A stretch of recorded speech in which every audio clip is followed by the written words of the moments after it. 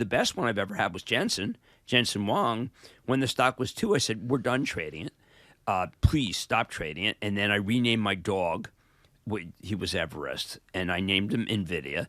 And I go all over the country, and I see NVIDIA. How confused was the dog? The dog was an idiot. If you had steak, you always had to have steak in your hand with that idiot.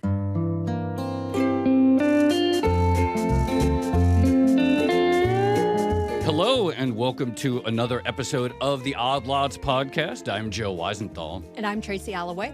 Tracy, something I think about the market these days is that in the media, there is this incredible drumbeat of experts and ads that support the media, et cetera. All these experts, and they say, don't try to beat the market. That's right. Index. And actually, indexing is great because, like, it's cheap and indexes have performed incredible returns.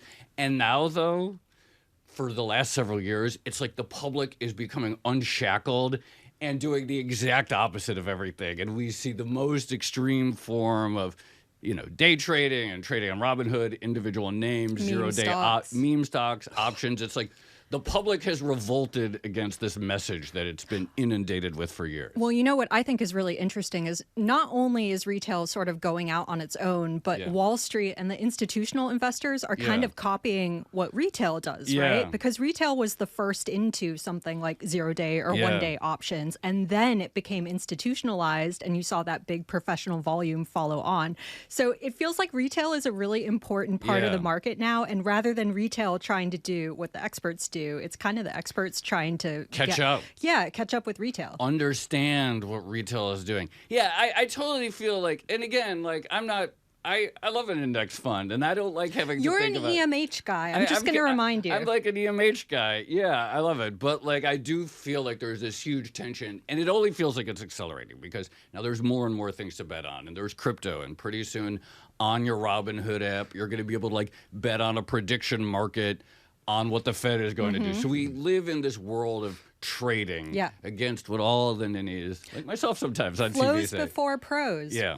Well, anyway, we really do have the perfect guest, someone I've wanted to speak to literally for years, someone who has long been preaching in public that the individual can pick stocks, that picking stocks is a good thing, that you don't have to accept the idea of just being boring and being average and getting the average return. I'm, of course, speaking of, we are going to be speaking with Jim Cramer. He is the host of Mad Money on some network called CNBC. Never heard of it. And he is the author of a new book, How to Make Money in Any Market. So, Jim, thrilled to have you on the Odd Lots First podcast. of all, that intro, what you're talking about, just is the fundament of what I'm talking about. But I want to spend a second talking about the person to my left.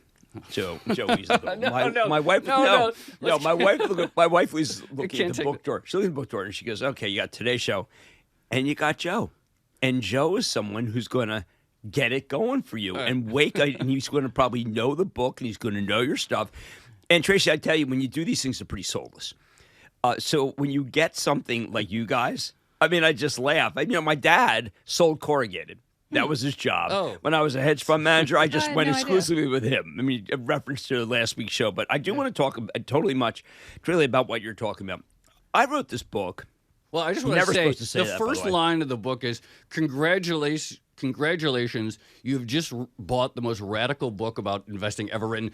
Classic Cramer modesty. Sure, because absolutely. Classic Cramer understatement. Classic, I love that. But it's true that everyone's been taught these days you can't pick stocks, and you just have to be in index funds. Thank you, Warren Buffett, for that, too, although his stock was the one you should have picked. And what bothers me is people are going to do it. And you talked about zero-day and things like that. They're going to do it. If they're going to do it, why not help them? I mean, one of the premises of the book is that I know that people want to speculate. So, look, I say own an index fund for half your money. You've got to be saving constantly. And then take 5 slots. Try to find 4 really good stocks and a speculative one. You want to go do nuclear power? You want to go do Bloom Energy for hydrogen fuel cells? Yeah. I'm not going to stop you, provided that you try to find the next FANG.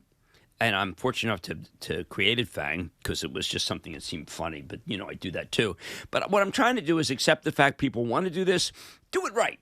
And if they do it right, maybe they do it long-term, own stocks. Like I use the term compounding. How do you compound if you're a day trader? Yeah, right. You can't. So, I mean, I look at this show, and this show is about trends and about long-term trends. Like, I find that most things that I read about are about trading. And you can't beat the machines trading, but you can beat them if you compound long-term in really good stocks. And I mentioned, it's crazy, but I went over 100 years. There was a study about over 100 years. And if you held Vulcan Materials, rocks, you made a fortune. I don't really emphasize it, but if you held Philip Morris, you made the most money of any stock. Philip Morris. Oh, yeah. We have a whole episode on that. Denny DeVitri broke that company up. It was one of the greatest breakups ever, but I don't like to talk about I lost my father-in-law to cancer from smoking, wanted a cigarette on his death, but, that kind of nonsense. So I feel like that long-term is good, provided you do it right, and I let people pick stocks because they want to. And by the way, there have been 600,000 millionaires created by individual stocks in the last year. And I want the people who read it to be the next ones. I think it's fair to say whatever you think about overall performance and the efficient market hypothesis, just putting your money in the S&P 500 is kind of boring, right? Well, that's it. You see, people, they're jonesing. I have to keep them from jonesing on the wrong thing because I don't even want jonesing. I actually want investing. I was a hedge fund manager for many, many years. And when I quit, I said, you know what? I have got to change this because people keep thinking they can come in standing start and buy Micron. And you don't know anything about Micron to a standing start. Yeah. Why not pick a great stock that's down and it's got a good yield and you can own it for a long time? You see the big secular trend. And if I can do that and get people to stop day trading, that's the win. They can't. Do you guys think that they can win day trading at home? No is correct. Okay. They can't. So your argument, they can't win day trading, but they can win picking stocks and holding them. Yeah, well, I think that things have changed from when I got in the business. I used to go to the New York there's a commercial library and read microfiche that was a couple of months old. Couldn't get any reports. It wasn't available. Now everything's available. And I do recommend, look, ChatGPT, you can find out Perplexity. You can find out more than you get. I mean, I was watching. Within 5 minutes, they have everything. Yeah. And I just think that if someone wants to do it right, they can do it right. They got 4 slots away from the speculative. I think that I show that 1 or 2, if they hit, can make up for all the losses. I accept the fact that they're going to have losses because nobody's that good. But in every kind of schematic I did, the index fund didn't do as well, and yet we revere the index fund. Good, we get one really good one. You have 7 good ones and 493 bad. Well, that's not my style. I am kind of partial to the argument that because so much of the debate and the story is online now, that the guy who's like day trading from his basement probably has a very good finger on the pulse of the market and possibly better than some of the professionals nowadays. Then you're more revolutionary than I am. Oh, I think you saw it during the meme stock era. GameStop. Yeah, exactly. Is it weird to go from a professional hedge fund guy, a legit hedge fund guy, to the sort of poster boy for retail day traders? Yes. When I was a hedge fund manager, everything was to try to figure out the patterns that now the machines do, because that was pre-machine. And now I'm kind of a spokesman for the individual investor who is completely not the professional. And that's because the show Mad Money has been on for 20 years.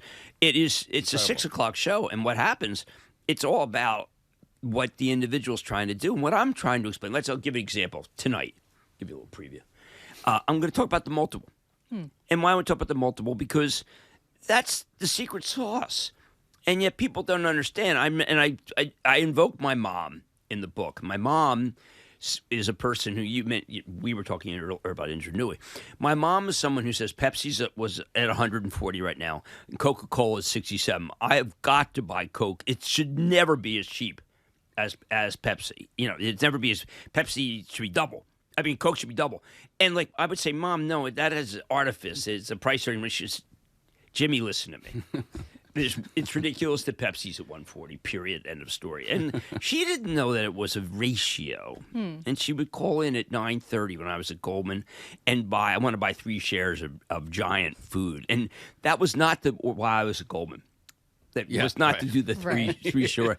But I am incredibly cognizant in the book that people don't know how to read a balance sheet. So I actually take the risk of 20 pages about how to read a balance sheet. I take it. Now, when I did the book, I mean, they were like, whoa, hey. And I said, no.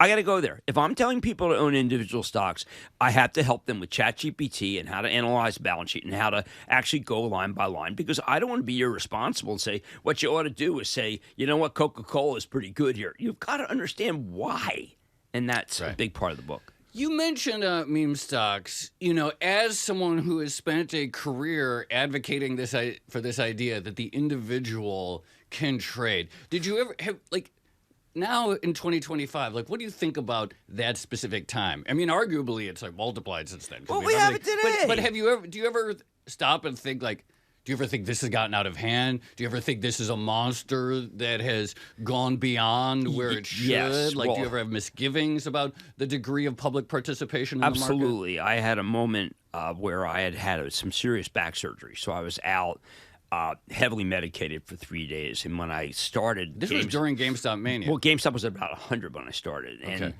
when I came to, basically, and stopped using the whatever kind of heroin that they give you these days, it was a Thursday, and GameStop had quadrupled. I had a catheter in me. Did you think you were hallucinating?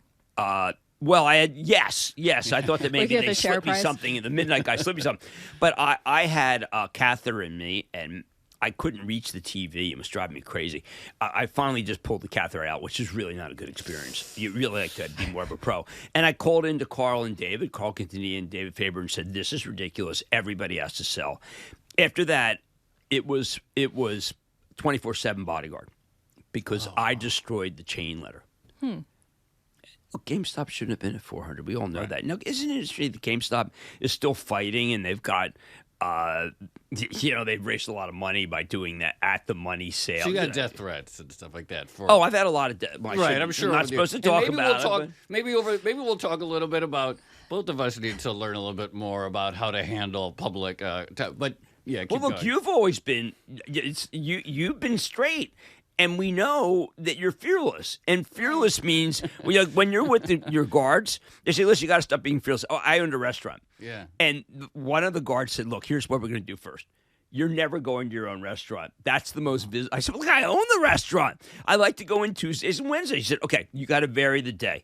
And you got to go no time after 7. I said, well, it doesn't open until 7. We have to be a little more cognizant, especially in this era, this horrible era that we're seeing. Joe, do you still dream of owning a restaurant? Didn't you talk about doing this like a diner? Yeah. I still might one day. Okay, I got to tell you, if you can have a mixture of alcohol, you can make money.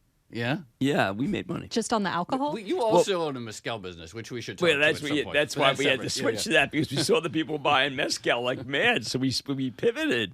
Wow, you really fought. Well, I of course you. A little prep. We did some research. No, but you're knowledgeable. Trace, I've not worked with you. I've listened to you, and you're completely enjoyable and terrific. And this is a show, I was telling Joe beforehand, what a cool thing.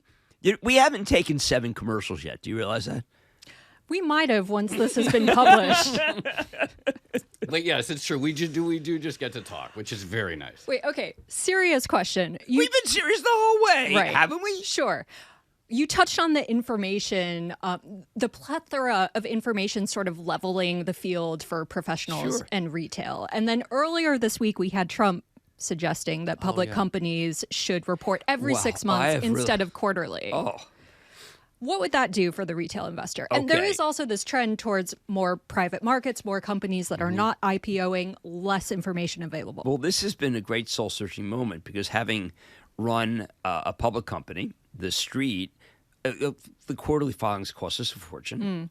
We didn't have that much. It was like our whole profit went to the auditors, and they were real pain in the butt because we didn't know really how to do it. And the CFO had to huddle. We lose that person for 20 days. But as an investor, I want all the information possible. So I kind of feel, apropos of the multiple, I kind of feel like, look, you can give us 2 reports, but you've got to give us a report that would make us, in the non-SEC, make us understand why we should be paying X for you. Again, the price earnings multiple, because that's what people need to be able to make decisions. This was a harder one than I thought, because the president really does speak to a lot of CEOs, and this is what they talk about. Yeah, I'm sure they complain about it. Oh, yeah, because, look, one of the things that I hated about being a public company is the conference call. What are we going to say? Did we do well? What are we going to predict? Are the margins going up? And I just said, we can't give a forecast. No, if we don't do a forecast, then they won't like us. But if we do the forecast, we'll miss the forecast. And these kind of silly discussions, they're really silly. And I think that they're ashamed because they sure take a lot of time and they're very, very misleading. You said something in your book. Speaking you of, actually read the damn book. I read. You I read are a good something. I read a good. Man, how the hell? This is one reason my wife said, "I bet she read it. I bet she read it." This is something I wondered about in April when the stock market plunged after Liberation Day. Yeah, we and they came back. But you talked about the fact that like politicians, by and large, they don't. Actually, Trump is a little different than most politicians, but they don't typically run on the stock market. And they also don't run about like the shareholder as a class of society that deserves to be represented, right? As you mentioned in your book, like Joe Biden was sort of proud of the fact that he didn't have much money. You never really hear, well, what about the shareholder class as an individual? And I'm curious why you think that, especially now that so many people are into stocks, it's so much part of pop culture, et cetera.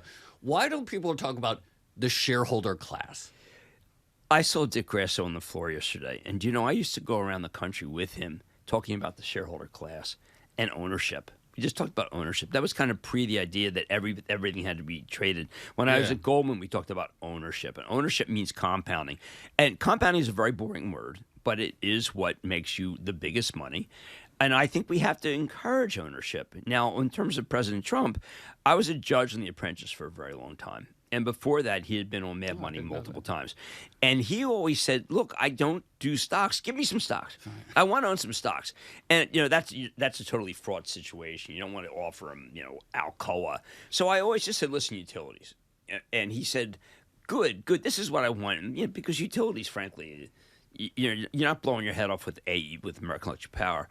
But he didn't pride himself in not knowing stocks. He wished he had more time to learn stocks. I think that this time around, when I spoke to him, he's not really into the stock market as a barometer of his success anymore. In the old days, when I spoke to him as president, first go around, he thought that the Dow, he liked the Dow more than the S&P. The Dow determined it was the great. It really was if the Dow didn't go up, then he wasn't a good president. So it was the great determinant. And I always tell him, please, don't do that. It's too hard. You're not really one for one with it. Also, but it's the Dow. Well, he liked that. It was like the Nielsen's. And I have to tell you that doing The Apprentice was quite enjoyable. I bet. Wait, tell us stories. Yeah. I want to hear the behind-the-scenes gossip. Well, I mean, what would happen is that you had to monitor tasks. I'm not going to mention they would have a task. I'm not going to mention individual names because I've had a non-disclosure. But I will tell you, there's some people who do the task and some people who want you to do the task, like me. I was like, no, I'm just a judge. But we would go through it, and I would have to out the person who did nothing or out the person who said they were doing something. And maybe the two people were doing it, and one was doing nothing or didn't show. There were some of those instances. But in the end, they used my verdict, I'd say maybe half the time, and I wish they'd used it more because I spent a huge amount of time looking at it. But the president had he had views. He had strong views, and their views did conflict with mine quite often. Here's a question. It's sort of a media navel-gazing question, but also a serious one. So you've been doing the show for 20 years, which is phenomenal. Thank you. I heard also that you get up at 3 a.m. every day to go to the gym and then do the show, which... Well, 3:15. 3:15. Oh, the extra 15 minutes is I always, important. because I'm a competitive guy, I always said I get up earliest so that I beat everybody else. But that's losing its charm, frankly. How do you benchmark your own performance? I thought you could say, how do I bench? Because I was doing 250 initially. I'm sorry. How do I benchmark my own performance? Your own performance when it comes to stock picking. Because frankly, 20 years of content, multiple stock picks. I don't even know how you keep track of all of them. I can't remember the episodes we did 2 weeks ago. Well, okay. I mean, I have a charitable trust, so you can look at it. You can't really compound. If you sell, you have to give the profits away, and the dividends have to be given away. But it's all pretty public. But I would gauge me by what I talk about endlessly. And now this is not people think that's anecdotal. For 20 years, it's empirical. If you talk about Apple 32 times a week, and you talk about Nucor one time a week, and you're graded equally Apple and Nucor. That's farcical. I was with Tim Cook last Friday in Harrisburg, Kentucky, and he introduced me to someone as Jim Own Don't Trade Apple Cramer, and that's how I feel. And the best one I've ever had was Jensen Huang. When the stock was 2, I said, we're done trading it. Please stop trading it. And then I renamed my dog. He was Everest, and I named him NVIDIA. And I go all over the country, and I see NVIDIA. How confused was the dog? The dog was an idiot. If you had steak, you always had to have steak in your hand with that idiot. He was a half pit bull, half who knows what. But I do think that when you look at the number of NVIDIA millionaires, that also is empirical, not anecdotal. Now, there are people who want to say, Jim, I really do want to measure what you said about Bloom Energy last night and versus what you say about Apple. And you know what I say?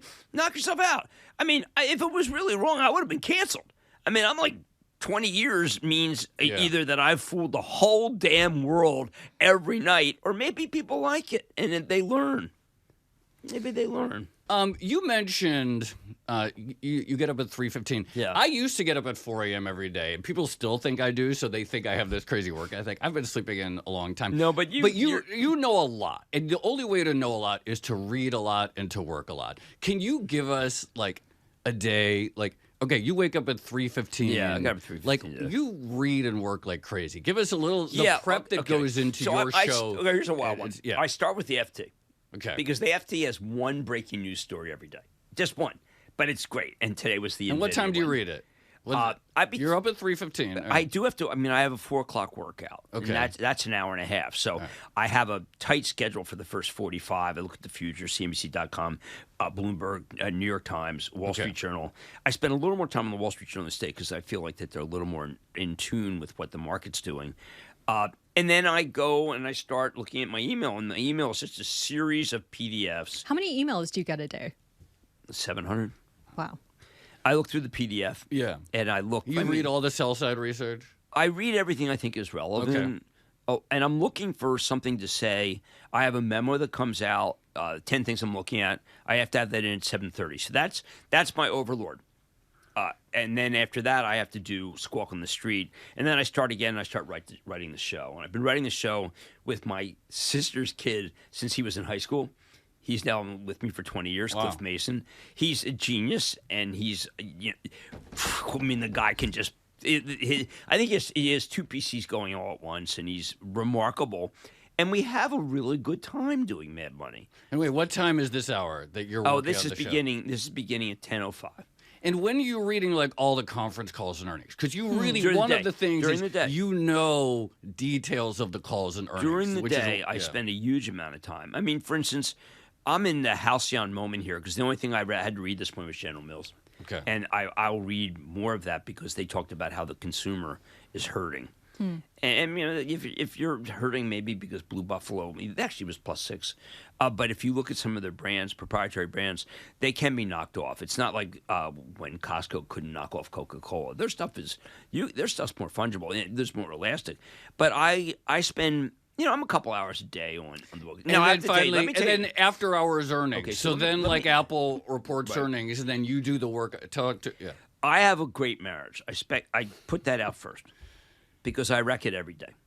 I finish the show at 5:45, taped, live tape. I come home. I have a bite to eat. I mean, I had to go out to dinner last night. I hate that. And then I say goodnight to my wife. Wait, what time do you go to bed?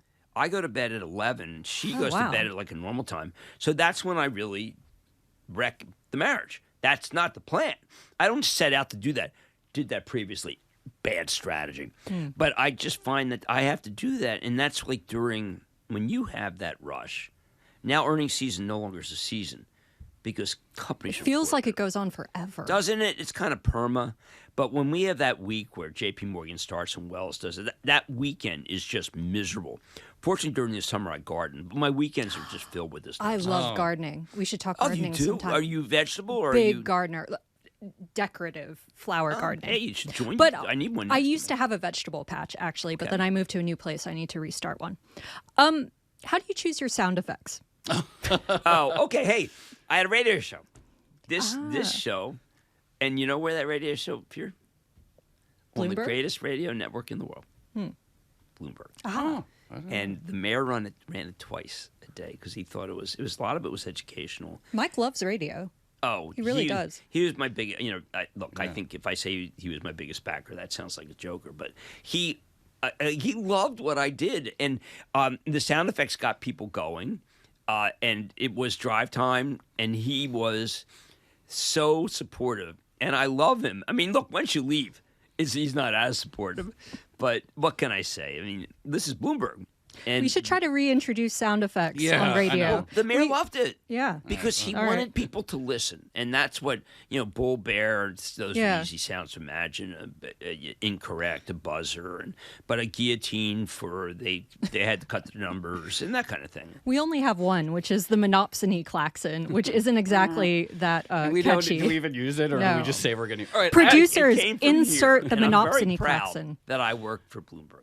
Very proud. A proud fellow alum. One of the alums. Great to be substantive and great to be able to explain and educate. And no one said education doesn't work for the numbers. No one. Do you think of yourself more as an educator versus a stock picker?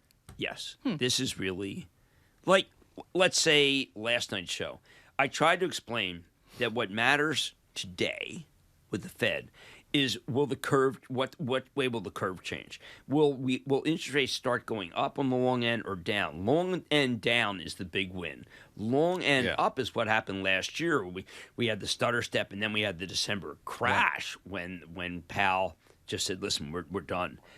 That's going to be the judge. But I had to use all sorts of analogies because the curve, you can't ever mention the curve. Like, do you ever read Sidney Homer? We can mention the curve. You can, but you ever read Inside the Yield Curve by Sidney Homer? Tracy's read a lot of Homer. It's 500. Not the I have, Iliad. actually. No, Not the Iliad. I knew you were talking about Sidney Homer. Tracy's read Sidney Homer. I have. Books. I love that book. Also, most of it. 550-page book about Inside the Yield Curve. But most of it is charts. That's what people don't understand. It goes by really fast. It's all charts. She's a hitter. Yeah. But I listen to you. You're kind of, you're a hitter. The show's a hitter. What can I say? I like the show. It's okay to say I like the show. Yeah, no, we are going to use this on sizzle reels and promotional material for years to come. I see these people that I've worked with here. And I did Vildon. And these are the cream of the crop. I mean, when I was at the street, everybody who was good, I actually encouraged them to come here because they start at the street, and the idea is to move up. And you want to go to a place where people can be thoughtful. And look, I'm not saying this to suck up. I'm saying I worked here. Yeah. And that's what the essence was. Many great street alum have come through. Okay. I was going to say, when we were going over what we wanted to talk about, and I was going to bring this up. And then you're like, nah, don't bring up what we're going to talk about. So it's a complete surprise. Were you a college-age Sparticist or Trotskyite? Like, tell us about... How did you know?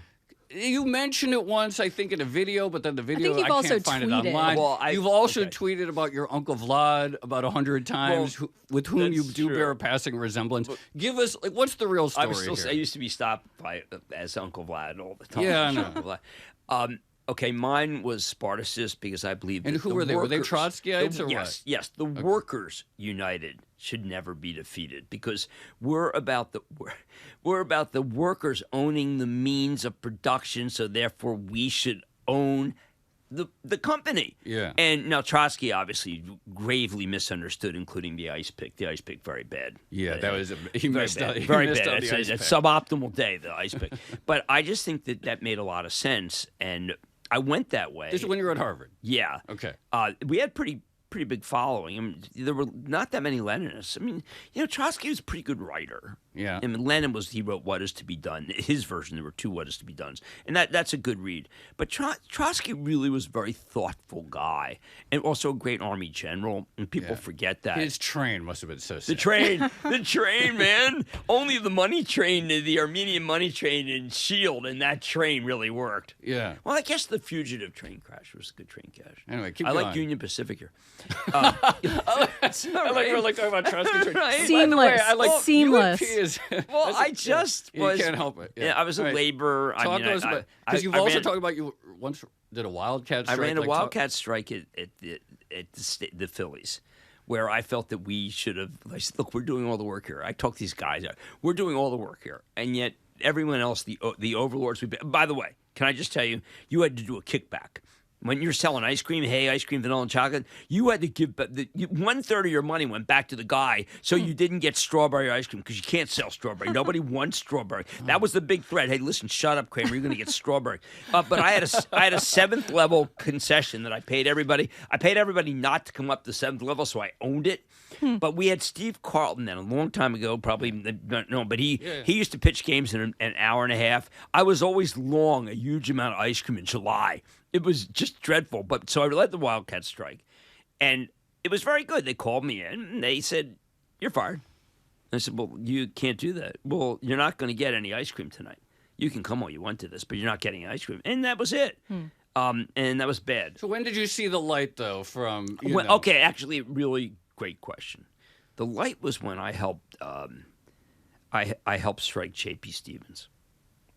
Now, J.P. Stevens was a terrific towel company, linen company, with J.P. Stevens being a great Princeton alum, and we knew where he lived, and we targeted the management and really thought we had it going, and we were crushing it. And I was like coming up from the South to help work on it.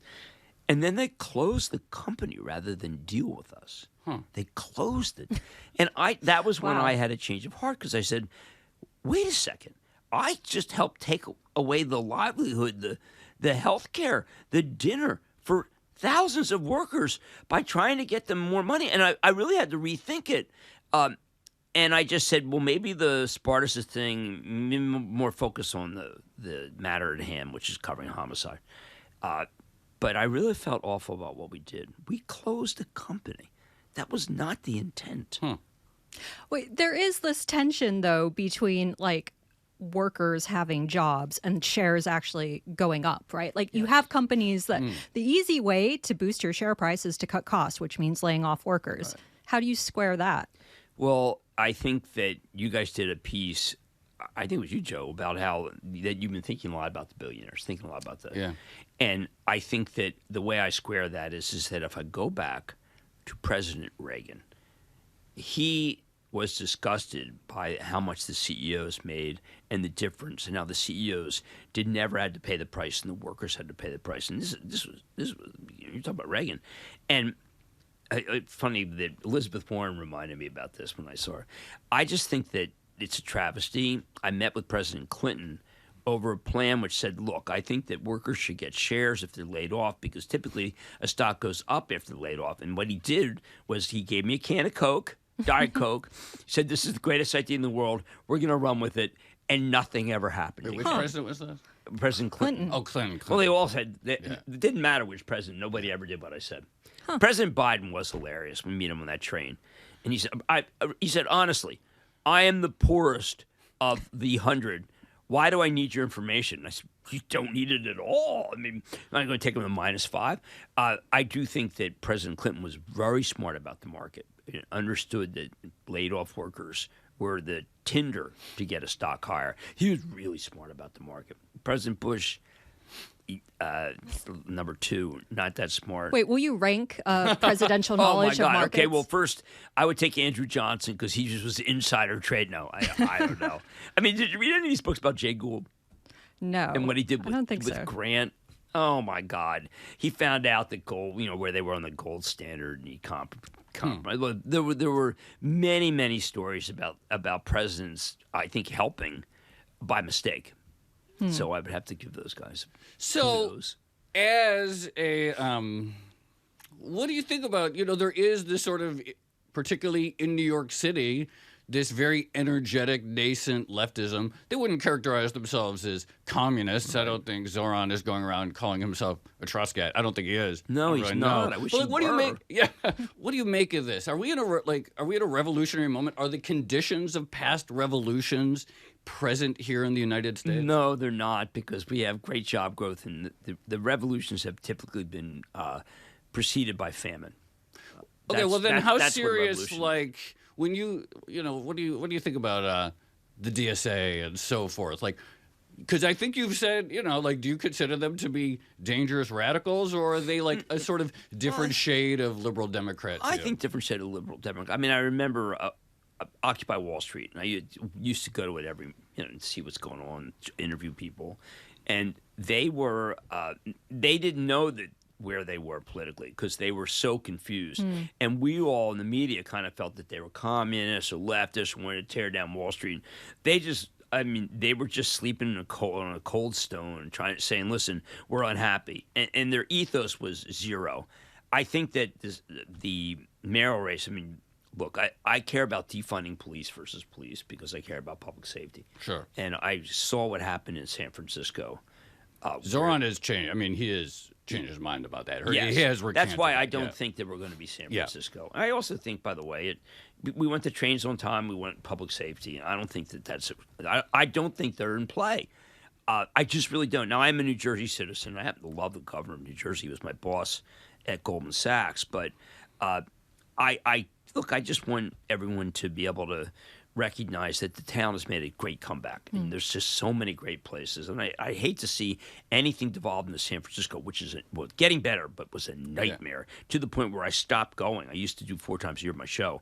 But I saw a guy pull a knife. I was behind him at Walgreens, get all the money, and then the cops arrested him outside and they released him. And I said, what are you doing? He says, well, are you a hunter? I said, I'm a fisherman. He said, well, we do the same thing. We catch and release. Oh, okay.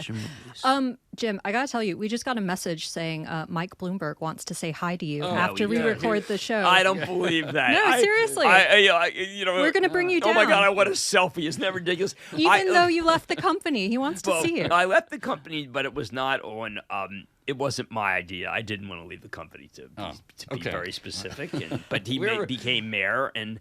Look, I always worshipped him. What can I say? And I won't even talk about the myriad charities that he really did fund because that's not why he did it. And I always admired that more than anything. He never wanted anyone to know. In New York, it's so it's so predominant. You go into a building and the guy's got his name on it. Well, there's no, that is not Mayor Bloomberg. Mayor Bloomberg was, I remember getting an award for what we did at the Brooklyn Bridge. I don't know if you guys have been to Brooklyn Bridge Park, but this city's been redone, and a lot of it is that Mr. Mayor.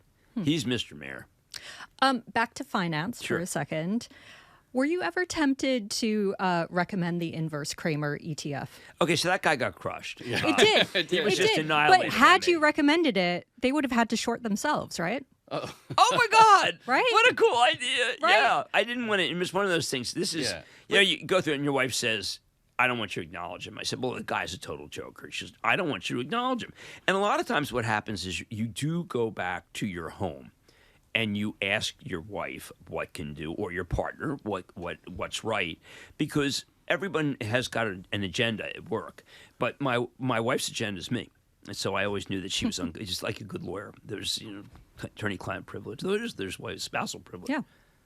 That must feel so good. I'm looking at the ticker now. Oh, they closed it. It did terrible, and then they liquidated it in February 2020. Yeah. But how do you look? We don't get a fraction of it, but we get a little bit. Have you ever for your mental health, public abuse or public? Well, do you have any tips? Okay, sure. I mean, there was sometimes people make fun of my voice in the Apple Notes comment. CNBC told me to be on Jon Stewart, and I didn't know the show, and I didn't know that he would.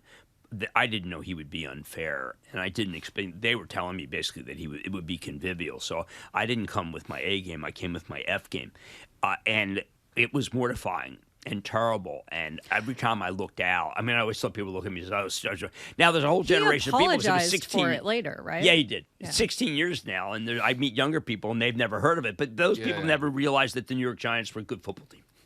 It kind of happens like that. Yeah. My most important tip is to say, they're not thinking of it when they talk to you. In other words, you're thinking of it, but give yourself a break. Most of them are not. I mean, I would say, I would have told him, she goes, the whole time she was thinking about justice. I know she was thinking about justice. No, you're not a mind reader. Take people at face value. He was a very mean person, and that's a word that my daughter used in 5th grade. But I don't know how else to define someone who wants to take your livelihood away. And he wanted my livelihood taken away, and I didn't want it taken away. And to take away someone's livelihood, as I mentioned with J.P. Stevens, is a terrible thing. So I didn't deserve it. But that's, it's like, It's like the movie Unforgiven. Desert's got nothing to do with it. Speaking of the financial crisis, though, you did have a series of like memeable moments, let's just say, in 2007, 2008, including the rant about Bear Stearns. It's the most right? incredible. Yeah, it it's stands famous. up so well. Yeah. Well, there's a nice article in the FT about it when the actual, not the minutes, but the actual transcript came out about how they laughed at me. Yeah. And they actually mentioned, they said, yeah, we laughed at him. He said, oh, Cramer, he's really funny. It was about speaking to a lot of people who were saying, you got to get on the case here. You guys are just oblivious. You're acting as if it's a regular market. And my friend Aaron Burnett was going on about a regular thing, and I just had to interrupt. And I said, look, they know nothing. They know nothing. And that was speaking about Ben Bernanke, who really, I think, did know nothing during that period. And I was widely castigated. I had to go on the Today Show the next day, where Matt Lauer, whatever, said you were off your meds. I want to hear more about this. Now, see, when you say that someone's off their meds, that presumes that you were on your meds. And again, I mean, like, look, am I used to being demeaned? Does it bother me? It doesn't bother me like it used to. But I do say that rant holds up, and I'm proud. It does. Of the rant. Yeah. Oh, and then I did that other thing where I went, if you have on the Today Show, if you need your money anytime in the next 5 years, and the market fell 40% after this, then you should take it out now, because I didn't want people. By the way, it took 5 years to get the market back to where it was. I was worried about people on a fixed income.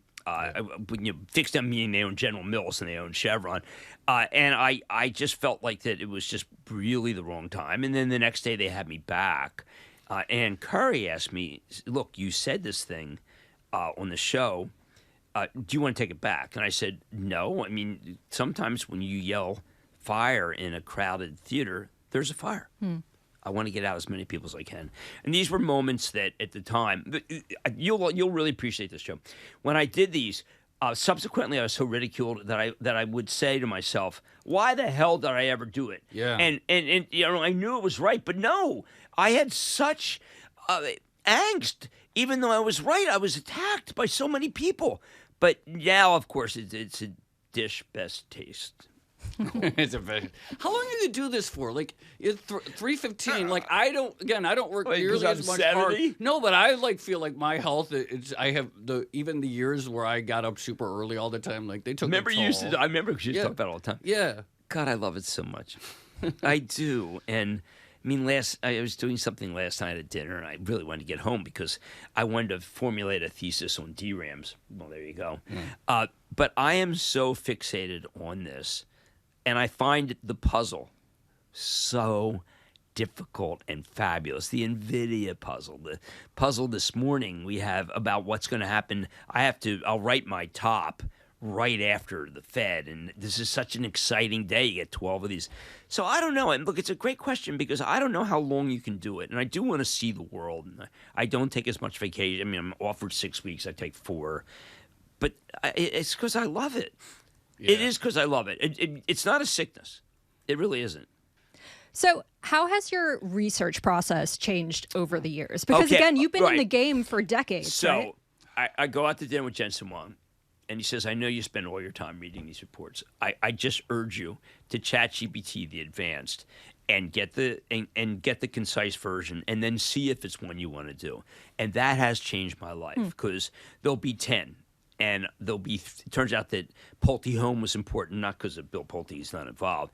And Stanley Black & Decker was important, and Best Buy was that important. And then the others, I read the concise version, and I could move on with my life. And that was a great break for me because it allowed me during the real earnings season to have 15 reports and just say, okay, I'm only going to do Cat and Proctor. Yeah. I think Tracy and I have both found, there are a lot of things that ChatGPT still isn't good for, but there is no question in my mind that for a research process, whether it's finding the right document, it's very Have you tried Perplexity Finance? I used Perplexity maybe 10 times this morning. It's shorter, quicker. George Kurtz turned me on to it. I think it's impressive. Yeah, it is very impressive. I wanted Apple to buy them. I was pushing that drum forever. I mean, I was talking about that with Tim Cook on Friday. I really think that they need something, but because of the Google decision, the Judge Mehta decision, it's possible that someone could pay them. We talk about China a lot on the show. Are they Stakhanovite? Wow. No, I got that. I was reading 3-year-olds. I had never heard that Yeah, term. well, no, the Eighth Army is. Yeah. The Eighth Army's famously What's your Stakhanovism. Yeah. What is this? I only saw that because I was reading through all your old tweets. What is the Stakhanovite movement, and what does it have to do with contemporary China? Was the guy who won the award for shoveling the most coal for steel, and Stalin loved him. Communists obsessed with steel. Yes, I always wondered why that is. Yes, they always were. Yeah. Every plan, the 5-year for China was the same. You know, they're long a lot of steel there. China's wrecked the steel market. President's dead right on the transshipments. My old buddy Peter Navarro is dead right on the transshipments. It's wild that he's my old buddy, but he's my old buddy. And he went to jail. Bad. Not Yale, jail, because he went to Tufts. But I do think that when you look at China, sometimes I'm very harsh about them. Okay. But and that's because my father worked for St. Regis and Climax, Union Camp. He worked for Champion. He worked for paper companies. He sold gift wrap and corrugated. And every single time he did well at one of these, they closed it. And they closed it because the Chinese targeted the gift wrap industry. If you go to Costco, all you have is Chinese gift wrap. So my father, at the age of 73, realized that's it. They wiped us out. He called a company that does from China who had American rep and said, listen, I want to work for the Chinese. And what he did was he would sketch logos of restaurants and suggest that they use doggy bags that have their own name. And he had a drawstring doggy bag that the Chinese made for $2. He sold it for. And he then had the run of his lifetime from 73 to 92. He worked until the month he died. He actually had a good last month. And what's incredible was the Chinese treated him like kings. And when he died, they gave me the proceeds for 3 straight years. And they were the best bosses in the world. They had no idea. You called China the greatest capitalist nation of all time. It is. They just crush it. God, you really read me close. Is the headline of this episode going to be Jim Cramer on communism? No. It is very funny because I do think they're the biggest threat. I mean, what they're doing in NVIDIA. Well, you grow. I do want NVIDIA to be the platform. But I haven't been to China, so secondarily. My son went to China to camel surf. And he broke he hurt his shoulder, and they were going to operate immediately. And I said, look, I got to speak to the head of the hospital. No. My wife flew him over from Shanghai, came back. But the Chinese are a conundrum for us because they work harder than we do. But we may have them here. I know the export numbers are really good for them away from us. But I think we had to take some action because there's too many fentanyl towns. I got a fentanyl town right next to me, and I can tell you it was a great town when I was growing up, and now it's a town where I can't believe it. I can't believe what happened. But the mills closed. You know, the mills. I mean, now you can't bring back the Pyrex mill. There's a good piece by George Packer in the Atlantic about that. But I know we're really rambling here. I shouldn't ramble anymore. Let me ask one cliche question. Lots of talk. I like the show. Lots of talk about market valuations at the moment. Froth in the market. We're recording this, I should have said, on Fed Day, September 17th. Do you see froth? Do you see a bubble brewing? Yeah, there's 2 markets, and that's one of the reasons why I wrote the book, because there's this market where that is a musical chair market. I make fun of it. It's a Palantir market, and I accept the fact that if you want to speculate, go do Palantir, because Karp is one of the greatest. His ontology work is incredible. It's better than Scientology, ontology. But I want people to stop. I can let it be one of your holdings, but don't do all because it will be crushed. And when it happens, I do believe it. And when it happens, you'll lose everything. And then anything I tried to do would be wrong. It's like when I was at college, I used to go to the racetrack, and then there was a guy named Andy Beyer who was he was teaching a course. He said, "Listen, if you're going to go speculate at the racetrack, at least know how to do it." And I never forgot that. And if you're going to speculate, I will show you how to do it. But I really want compounding. And I want compounding because, well, we know that really is – Einstein did not call it the 8th wonder of the world, but we know that is a much better way to make money, much better. I have one last question. It's very closely related to this, but one of the things – Why are you wearing a button down? Why aren't you wearing French collar? I don't know. That's my kind of question. It was not wrinkly. All right, it was go not ahead. wrinkly. Yeah, we're going to have Cramer on today. No, so I like that. You don't have to press that because it has some sort of weird. It's a Uniqlo. Did you buy that in Temu or did you get that? I got a Uniqlo. So all right. I'm pretty sure that was an insult, Joe. I know. No. Because I would never do that. I'm very because I would have said Shein if I went in. So I bought my wife some lingerie on Shein, and thank God we use Matchlight. Don't have any to put gasoline on the.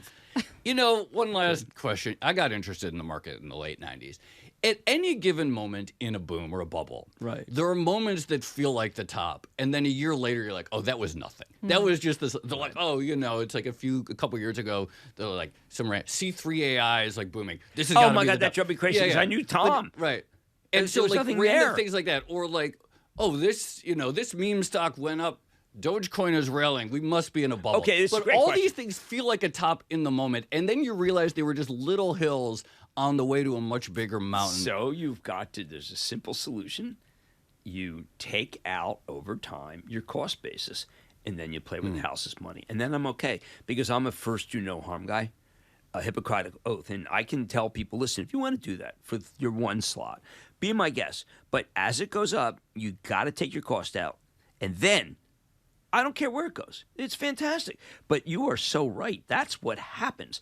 And look, some people feel that Google was that NVIDIA. I mean, I worked enough on NVIDIA to know that they're going to have People were earnings calling explosion. Google a bubble in 2005, 2006. Well, I mean, look, I recommended Google at 88, and I was investigated by the CNBC general counsel for why I used 88. It's so big. And I said, because I didn't use 300. 300 was way low. Didn't you get out of the dot-com bubble early as well? Yes, I did. I was short. I went 100% short of .com.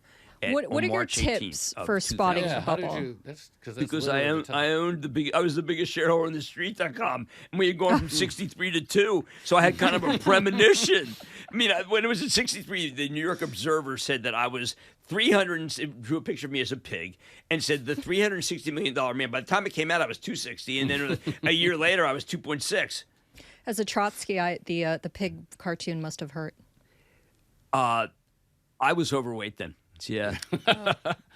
Jim, we could talk for a long time. Thank you so much for Thank coming on you. the I Odd wanted Lots. to be on Wanted your to have show. you for a very long time. You're just a thoughtful guy. When you were the stalwart, you were the first guy I read.